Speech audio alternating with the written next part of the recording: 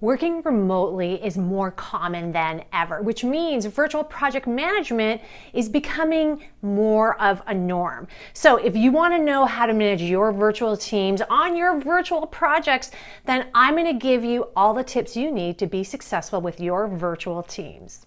And if you stick around to the end of this video, I'm going to share with you how to get your hands on a free guide that's going to ensure that your virtual projects are successful. Hi, if you're new here, welcome. Thank you so much for tuning in. Subscribe to the best career and project management advice coming to you every Wednesday. Now, if you're excited on how to really learn about virtual project management, then let's get to it. Show appreciation. If project management is all about teams executing tasks, then a connected team is going to ensure a successful execution. So this is where appreciation comes into play. And as a virtual project and a project manager who's doing things virtually, this becomes even more critical. We don't have the luxury of being in a single room or a single location with all the people where we can just feel things out or drop by their desk. We really need to ensure our time together is one of appreciation so that we feel connected and we feel safe with each other. Now, how can you do this virtually? You can totally do this as a project manager. You need to be attuned to what's going on. You can send out messages of encouragement. You can send out little inspiration videos or quotes, anything to show your appreciation for what the team is doing. Always tell them what a great job they're doing, particularly when they're doing a good job, okay? But even more so, you've probably seen in my other videos, I talk about appreciation cards. And in a live setting right there, and I hope you can see that, this appreciation card is huge in connected people. Now, when you're live, it's really easy because I just take one of these cards, pass it around to everybody, and I say, on your left, write an appreciation about that person. This is not just you as a project manager connecting with your team, it's each other as a team connecting with themselves and each other together. So how do you do this on a virtual note? You have to do a little bit of work in advance. Because sometimes when the video is on, the screens don't show everybody what you see, and the order is maybe different from someone else. So you just need to create a little table. Put a table of everybody's names, and then you pick who they're going to write an appreciation for. And when you do that, you say, guys, we have a little bit of an exercise. I want to show some gratitude and appreciation, and I would like for all of us to do one for each other, but I'm going to help you out. And on your PowerPoint, you can bring up your little table, which says that John is going to do an appreciation for Jim, Jim's going to do an appreciation for Sarah, etc. And instead of these cards, what you're going to do is you say, send them an email right now. Let's take out 3 minutes and send your appreciation to that particular person. When you're done, look at me so I know you're done, and then we're all going to go to our email and quietly read them. It's a beautiful technique of getting everyone together, particularly virtually when we don't have that luxury of getting to know people outside of our meetings. Be alert to conflict via body language. All right, you have a virtual team, you're running your virtual project. I've been on projects where team dynamics, particularly in that storming stage, can be very tricky. Now, if you're live, it's really easy. You can sometimes feel the energy in the room and be able to bring things out to the open. But virtually, it's a much different world. I can't necessarily feel the vibe of the room because everyone's in their own room. And hopefully, as I said earlier on, your camera is on. This is even worse when the camera is not on, because how can you see if people are connecting or not? And sometimes it's really difficult to hear it. So that's why my rule, particularly for project teams, video has to be on when we're meeting. But you really need to take note of the body language. That's going to tell you everything. So if people are focused, looking at the camera, really seeming engaged, excellent. If anyone is not, and you can see that they're paying attention to other things, worse yet, their phone, you need to call them out on it. You need to resolve these conflicts immediately.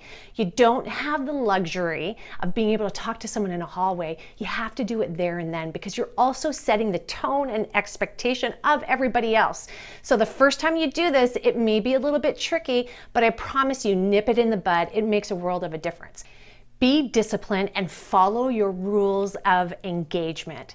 With virtual projects, you really need to have that discipline locked down, expectations amongst the team locked down, and everyone in agreement to it. Now, if you're going, what are rules of engagement? Oh my goodness, all right, you totally need to check out my Slay PM course. I have the link below because it goes into depth about all of this. But rules of engagement are just how are people going to behave and the expectations around it. You would have laid that out in your charter, as well as you would have kicked it off at your kickoff meeting, explaining and getting everyone to sign off on it. So that all being said, you need to ensure you have that, because when you're virtual with your projects, you only have a couple of touch points with your team, virtual team meetings, maybe with your documentation, and then emails. Really, you don't have the luxury of bumping into them in the hallway, seeing them at another meeting, joining them at the cafeteria, and then maybe asking them a question. So the discipline is really important in ensuring that everyone follows the rules expected of their behavior within your project. It's just going to make things smoother from a virtual project perspective. Run effective virtual meetings. This may seem like a no-brainer, but I'm sometimes surprised that the things that seem like a no-brainer are the ones that people don't do. I don't know why. But meetings are your lifeline, along with your WBS action plan as well, which is your action item that guides everything, and your communication tool. Again, Slate Project Management. Check it out. But that all being said, it becomes really important that you're running meetings really well. You have to put more thought into them with virtual meetings. You just can't show up. You're wasting people's time. You have very short windows as well, because people tend to have another meeting that they have to go to right after yours. So ensuring that they're effective. Please do not do update meetings. You have other tools and techniques to use that are going to help you with that. Use your meetings for brainstorming, issue resolution, approval of major concepts that are going to ensure that you can move on to the next requirements that you have to deliver. It becomes really important. As a virtual project manager, you need to provide everything for your team to be successful. And that's not just at the beginning with your project plan, it's throughout the project, particularly at your meetings. So please run effective meetings. Make video on a must. All right, you've already heard me talk about this. I said it in the first couple of tips too. That video needs to be on. It is critical for you from a project perspective virtually to be able to read body language and know what's going on. You see each other. This is the only interaction you really have that you can see people's face and connect, because you're people, you're a team.